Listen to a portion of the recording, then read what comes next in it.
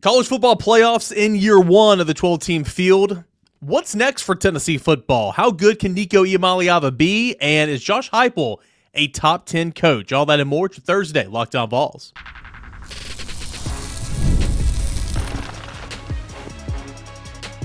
You are Locked On Vols, your daily podcast on the Tennessee Volunteers. Part of the Locked On Podcast Network, your team every day. Hey, what is up, everybody? Welcome into it, your Thursday morning edition of Locked On Vols. I am Eric Kane, and pleased to be joined by my buddy Jack Foster from Rocky Top Insider and Omaha Productions. Is going to join the show today, talk a little Tennessee football, a little Tennessee basketball, a lot of Tennessee baseball later in the show. Jack, what's up, man? Thanks so much for joining me. Hey, doing well, Kaner. How you doing? I'm good, dude. It's almost that time for Tennessee baseball. That's when you and I cross paths about 4 or 5 times a week, Yep. So just a couple of weeks away. Going to talk a little bit of that and talk a whole lot of Tennessee football as well, as this episode is brought to you in part by our friends over at Gametime. You can download the Gametime app, create an account, put in the promo code LOCKEDONCollege for $20 off your first purchase.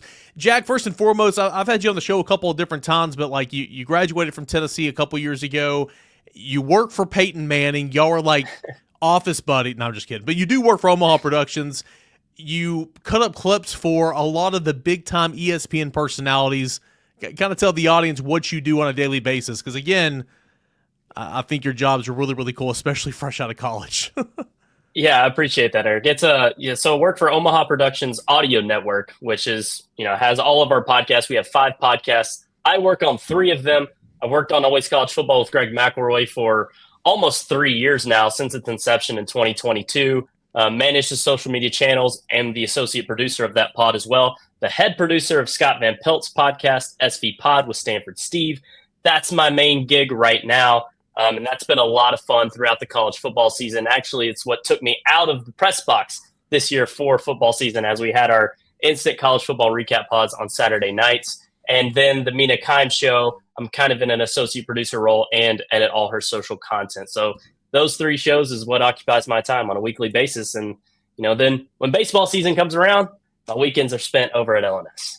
Yeah, those are some names. That's just not casual name drops. Those are some big-time names. So that goes to show you who Jack works with and how big of a deal he is, and his career's kind of growing there. I don't know how you have time to cover Tennessee baseball, but it is a passion of yours, and we'll get to that here in a moment. I do want to ask you about Tennessee football. Obviously, you're a Tennessee guy, went to Tennessee, covered Tennessee for a little bit. I know you're a Tennessee fan, but now you cover college football on a broader scale, kind of a national perspective. So from your lens, from Greg's lens, from Stanford Steve's lens, whoever you're working with, kind of what's the perception that you come across of Tennessee football in 2024? How did the year go for outsiders of people that listen to the show every single day?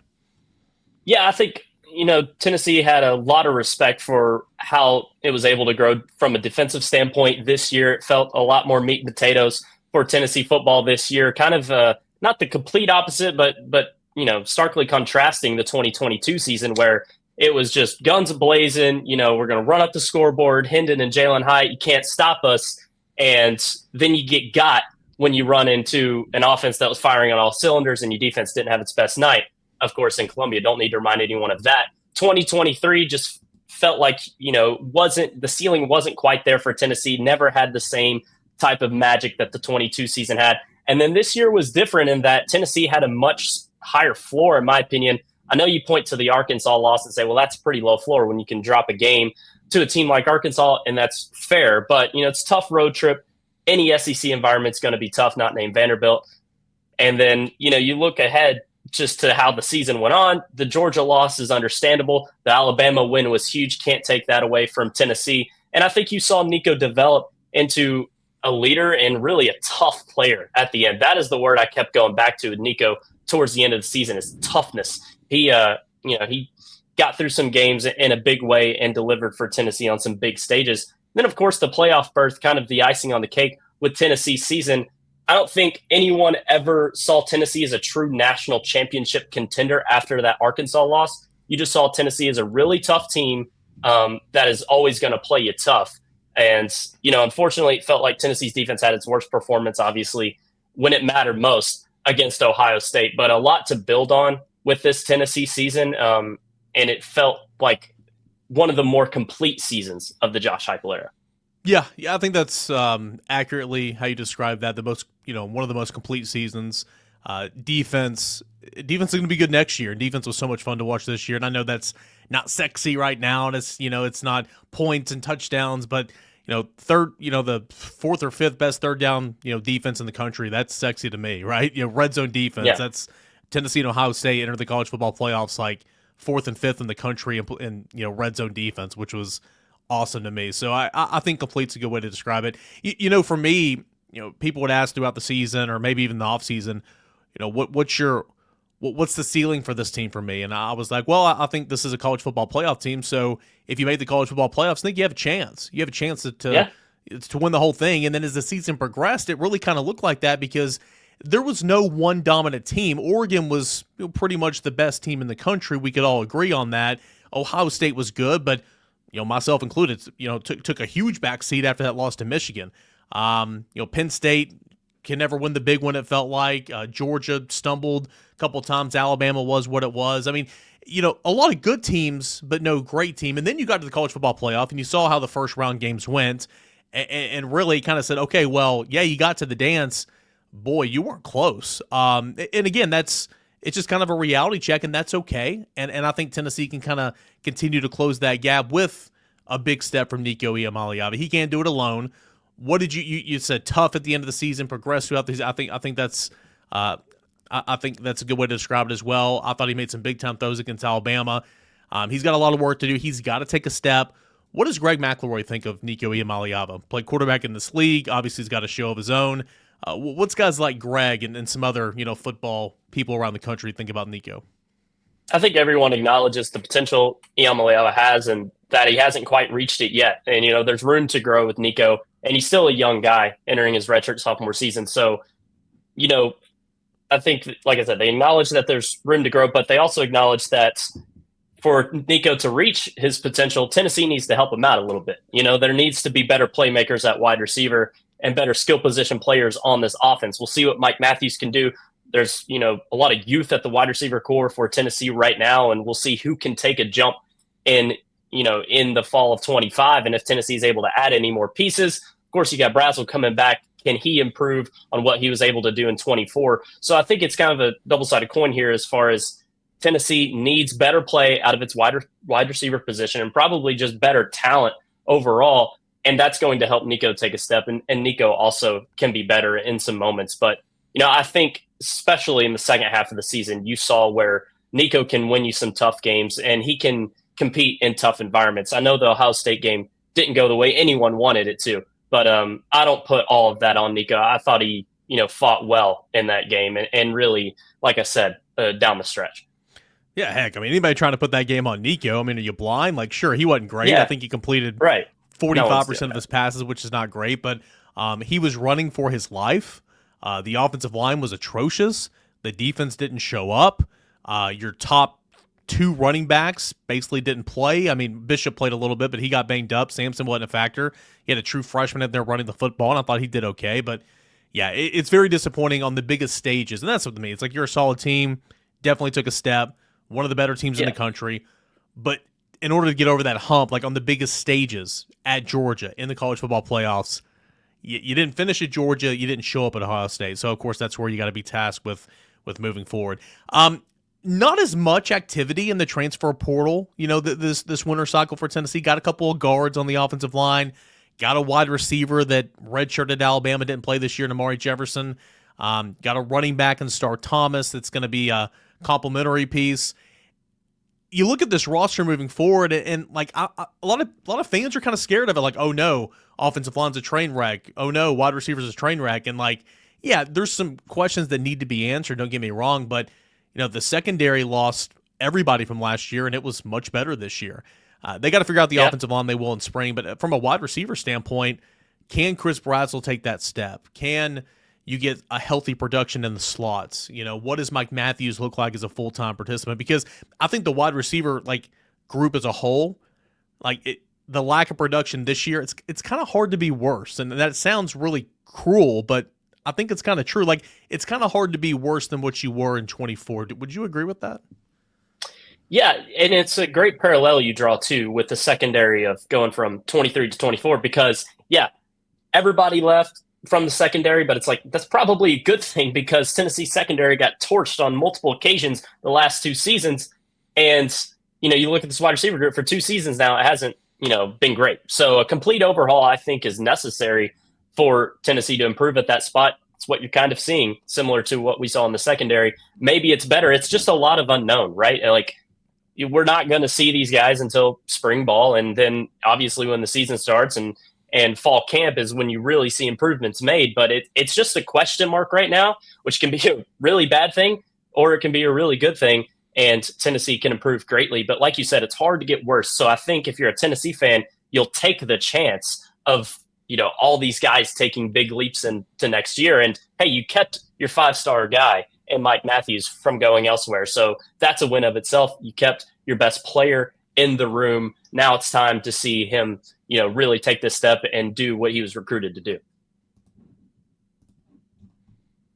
Hey guys, want to see about our friends over at Gametime? Attending NFL playoff games is an experience like no other. The energy, the excitement, the connection with the others' fans are unmatched. I remember the thrill of seeing my favorite team, not this past year. My team sucked this year, but in years past, taking home a playoff win. It's a memory that I'll never forget. I went to a couple of playoff games for the Titans a couple years ago. This year, Gametime makes it easier to create those unforgettable moments with their new game feature, Game Picks. It filters out the fluff, shows you only the best deals on great seats, so you can focus on what matters, which is just being there, right? I used Gametime Picks a couple weeks ago to go to a Tennessee basketball game at the Food City Center. Couldn't have been an easier process. Found the super deal that gave me incredible value for my amazing seats. I could even preview the view of the seats before I put money and bought those tickets. The all-in prices is a game changer. No surprise fees at checkout. Plus, knowing my tickets are backed by the Gametime guarantee gives you a complete peace of mind. Take the guesswork out of buying tickets with Gametime. Download the Gametime app, create an account, put in the promo code LOCKEDONCollege for $20 off your first purchase. Terms apply. Again, create an account, put in the redeem code LOCKEDONCollege for $20 off. Download Gametime today. Last minute tickets, lowest price, guaranteed. More coming up with Jack Foster of Rocky Top Insider and Omaha Productions coming up next. All right, Jack, so we talked a little bit about Tennessee's 2024 season, big picture lens in segment one. Let's look ahead real quick. I'm not asking you to name the top 10 or anything, but when you look at returning quarterbacks in, college football or just the SEC, these way too early lists, Nico's on those. And I know Nico's a name, I get all that, but you think of the Southeastern Conference, John Mateer's coming over, he's a new guy. Garrett Nussmeier's a returner, he's probably the best quarterback in the conference. Arch's name's going to be up there. Lenora Sellers, I thought, had a fantastic year. DJ Lagway's going to be up there, and that's a lot on potential. Look outside of the SEC, you've got Cade Klubnik at Clemson, who I thought had a really, really good year this year. I mentioned Carson Beck, Saying, I guess, or whoever the new quarterback is at Ohio State. Nico, where would you kind of put Nico in terms of tiered quarterbacks this offseason coming back for his, I guess this is redshirt sophomore season? Yeah, I think you put Nico behind some of the more proven guys like an Aller, Nussmeier, Nico probably on the same level in that tier 2 range. It doesn't feel like Nico quite has the upside that Lenore Sellers has. I think Lenore Sellers has the potential to take over college football. Not quite Lamar Jackson level or anything, but Lenore Sellers could be the best player in college football. And I think you would say, man, yeah, he has the tools to do that. It's just got to put it together. No. You see the flashes. Klubnik, like I said, one of the more proven guys is going to be above Nico, but I think he's on that fringe top 10 range behind the Klubniks, behind the Allers. And I like the upside of some other guys like a Sellers more, but I'm putting Nico ahead of a Carson Beck, who had a down season in 24, obviously going to Miami. Maybe Shannon Dawson can bring Beck back and make him even better, but I'm going to put Nico ahead of him right now. Arch is a complete question mark. I'd put him in the same category as Nico, probably on name alone. Arch is mobile. He has all the potential in the world to be great, but I'm not going to say Arch is definitively better than Nico right now. Dante Moore, saying some other guys, Lagway. There's just a lot of unknown with these guys. So I think Nico is probably in that tier 2 range of college football quarterbacks. Fringe top 10, maybe even cracks it. I don't have a list in front of me, and I haven't made one. But, I would say that Tennessee's in a good spot with who they have at quarterback and could for sure have a top 10 guy in the sport. Don't you just love when I, bring something up like this and I don't prepare you at all? I had Right. a list over here I was kind of looking at, but no, I think the biggest difference is, and I got really perturbed a couple years ago when it was, oh my gosh, brain fart, Florida's head coach, Billy Napier, when it was his first year coming into the SEC, and you have all these offseason coaching lists, and that was after the 21 season for Tennessee, and you saw Josh Heupel come in and take this roster that was depleted of talent and turn a 3-win team into a 7-win team and have a top 10 offense. And so it was like, I've seen Josh Heupel do it. Like, is it a finished product? No, but I've seen him do it. I haven't seen Billy Napier do it yet. I know he's coming from Sunbelt Billy and all that, and he's got a great pedigree. I haven't seen that. So, like, why is he ahead of Heupel on these lists? It's kind of the same situation with Arch or with Dante Moore or with DJ Lagway. Like, we saw a little bit of Lagway. I think he's going to be good. Still had 9 picks. Yeah. We saw a little bit of Arch. I thought he was fantastic in the role that they allowed him to do and when he filled in. That little turnover happy in one of those games, but still. We'll see about more.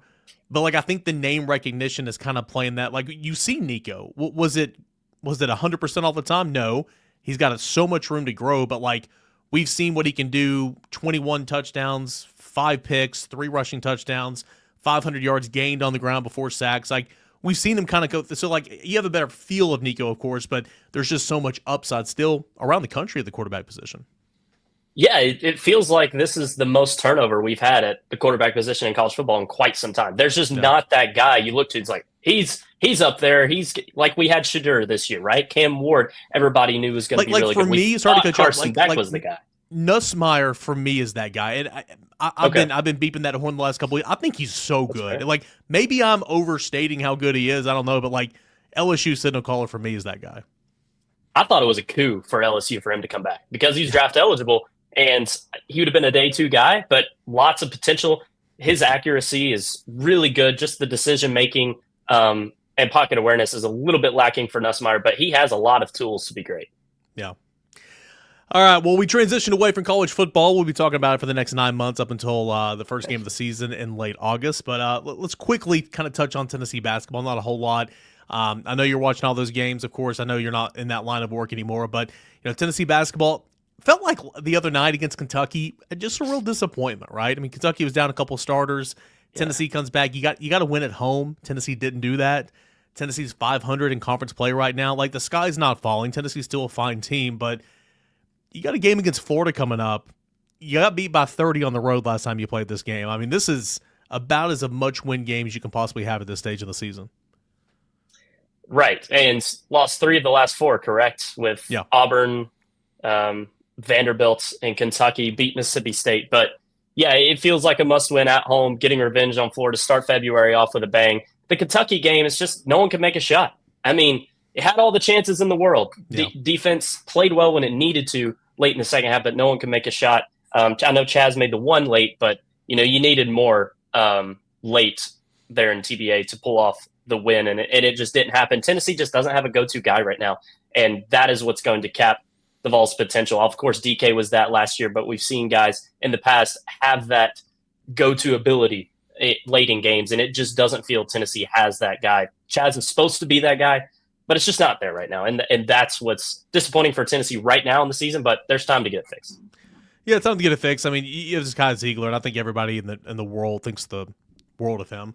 But I mean, he doesn't even take 18 shots in a game, 11 3-pointers, right? Like Chaz is supposed to be that guy. Jordan Gainey. Zakai's not going to be that guy, right? Yeah, like Jordan Gainey's been so good off the bench. Igor needs to be consistently your 3rd leading scorer or whatever. He had a great game the other night. And Ziegler needs to be a defender, a facilitator, a guy that knocked down a couple of shots. But, again, until somebody steps up, man, I think you're going to continue to see Zakai Ziegler taking 18 shots or whatever. Kentucky took away the lob. They were just daring Tennessee to shoot threes. And, I mean, Mark Pope pretty much said it in postgame, we weren't worried about any of them, which is such a slap in the face. But truth hurts. Tennessee's just got to get it in gear. What do you make of Darlington Stone-Dubar's role? It's been all over the place this year. I think he can be a spark plug, but also I think that he lacked consistency like no other, and that's why he plays 17 minutes, he plays 2 minutes. He plays 13 minutes, he doesn't play at all. Yeah, it kind of feels like the backup running back who you ride when he's giving your team a spark. I think Darlington Stone is that spark plug, and if it's not working, you're going to see the minute count not be as high as others. But, on nights where offense is lacking from Chaz or Zakai or Igor, and Dubar can give you that spark, I think you ride him. And we've seen it at times this year. Saw it a little bit last night for a second.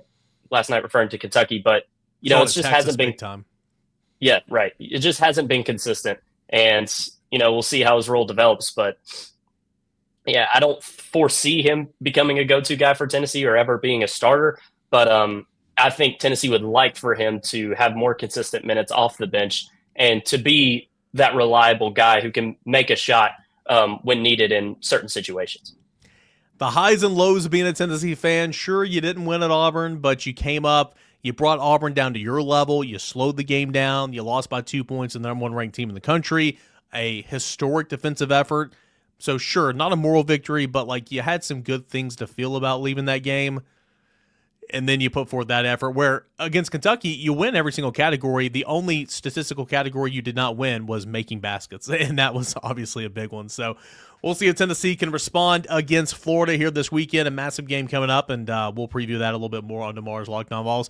Hey, when we come back, our final segment here with Jack Foster, Tennessee baseball, the reigning national champs. What should those expectations be for this year? Completely new team. That and more coming up next right here on Locked On Vols.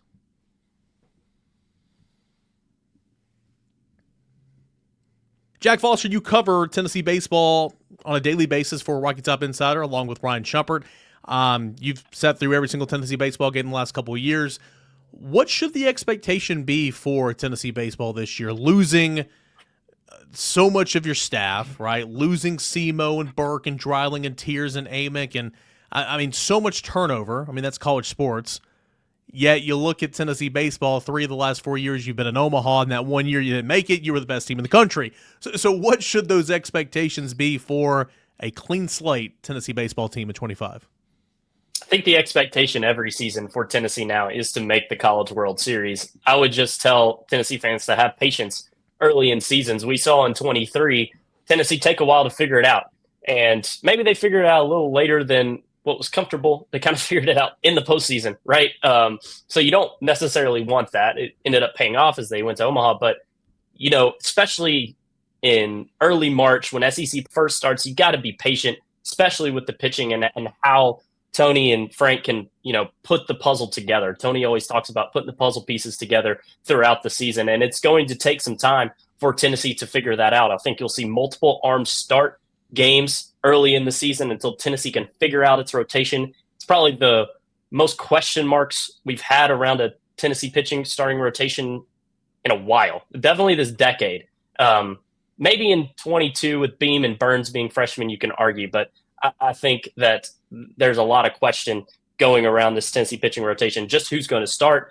And then you mentioned all the guys Tennessee lost in the lineup. Sure, the Vols replenished well in the portal, like Tony always does, and there's a ton of star power in this Tennessee lineup, so I would expect it to be good to great. But again, maybe some time to figure out who's going to start where, especially defensively. But I think offensive numbers-wise, Tennessee will be fine. Probably not going to be the same slow start Tennessee had offensively in 23 this year, right? I would expect more consistent offense from Tennessee, but rather maybe it takes some time to figure out the pitching and where players start in the infield specifically for this team. Yeah, I love Tennessee fans, and hey, I grew up a Tennessee fan. I grew up going to games, so I'm not acting like I'm on a plateau or a hill and looking down on anybody. But fan is short for fanatic, and this fan base which pays my bills, and I love them. Subscribe to your friends, Locked On Balls. Tell everybody. Has a football mindset for basketball and for baseball. You can't have a football mindset for basketball. You definitely cannot have a football mindset for baseball. Baseball is such a long season, and we want it now, right? Well, the starting rotation they throw out there, Valentine's Day weekend, is not going to be the starting rotation he throws out there the first week of conference play against Florida in mid-March. It's just not. And he's, it wouldn't shock me if a couple of guys who get the opening day start are not getting the opening day start in the field, come SEC play. It's just how it works, right? And so I'm intrigued to see what Nate Snead's role is to begin the season. I could very easily see him being a starting pitcher to begin the year, but as guys come along and you have more confidence in Tegan Coons, a freshman, or maybe Brandon Arvidsson or one of those JUCO arms steps up or whoever, then you can say, okay, well, let's put Snead back where he is, which is a piggyback or a stopper or a closer or whatever the case is, kind of shuffle the deck around a little bit. But having guys like Nate Snead, just the versatility, man, that's what this program's built on. Like Stamos last year, Xander over his career, Snead. I think Snead's going to be one of the best pitchers in the country this year. He just might not be a starter, or he could be a part-time starter. Who knows? He should have a weirdly just awesome stat line at the end of the year. Right. I think best case scenario for Tennessee is that Snead isn't a starter, and you can use that velo out of the pen multiple times a weekend if needed. And you've seen Tennessee be at its best pitching-wise when they have someone like that to come out of the pen late in games or just, as you said, as a transition guy if needed, get 3 outs and blow people away. But you mentioned Coons and Arvidsson. One of those guys potentially take a starting role, maybe both. Feels like Liam Doyle is definitely going to start. And then Dylan Loy, is he, that really safe option on a day 3 type of guy? We'll see. Or can he come out of the pen and give you innings? He can do that. But what is his role, I think, is interesting as well. There's, what's that, 5 guys that feel could start for Tennessee on the weekends, and we'll see how it ends up working out. But those 5, I'd say, when you look to Arvidsson, Coons, Snead, Loy, and Doyle, 3 of those guys are probably going to be starting come SEC play. But it's our best guess as to who, right? And let's not forget, Thomas Crabtree, one of the best JUCO starting pitchers last year. So is Aaron Combs coming up, mind you. If you're anybody in JUCO, you're a starting pitcher. But Thomas Crabtree, Tanner Wiggins, not Aaron Combs, but Ryan Combs. I mean, those are some more of those JUCO. Another guy, Michael Sherman, who didn't get a whole lot of fanfare, but he's a guy that's coming along as well. Again, like Marcus Phillips was the JUCO arm last year. There's like 5 this year. So it's like they have got to come along for sure. I was going to ask you, who is this year's Kirby Connell? And you mentioned him a moment ago. I want to see if you're going to pick the same guy I did, a guy that, this guy, I'll leave it at that. I'll circle back around to it, but the guy that could come out, throw a couple of times over the weekend, rubber arm, big spots, stop or whatever. Who's this year's Kirby Connell out of the bullpen?